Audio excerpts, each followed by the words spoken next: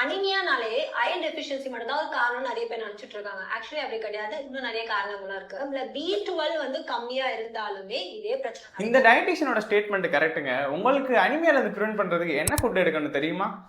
வாங்க பார்ப்போம். அதுக்கு முன்னாடி நான் தான் சிவபிரசாத், உங்க dietitian, nutritional councillor to treat to cure to prevent. Anaemia மெயினா விமனை தாங்க அஃபெக்ட் பண்ணுது, முக்கியமா பிரெக்னென்ட் விமனுங்க. அயனோட ஆர்டிஏ பார்ப்போமா, மென் ஒரு நாளைக்கு 19 mg, விமன் ஒரு நாளைக்கு 29 mg, பிரெக்னென்ட் விமன் ஒரு நாளைக்கு 27 mg. வீடியோ கிளாஸ்ல அனிமிக் பேஷண்ட் என்ன ஃபுட்ஸ் எடுக்கணும்னு சொல்றேன். டயட்டிஷியனா நாங்க இந்த அனிமியா எப்படி ப்ரிவென்ட் பண்ணோம்னா, அயன் மொத்தம் 2 டைப்புங்க. ஒன்னு Fe2+ ஹீமயான், ஒன்னு Fe3+ நான் ஹீமயானுங்க.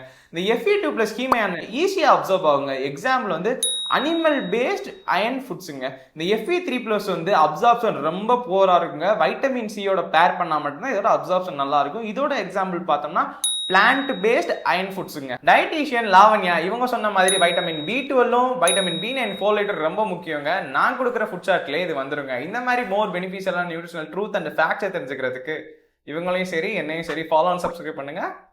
பாய்.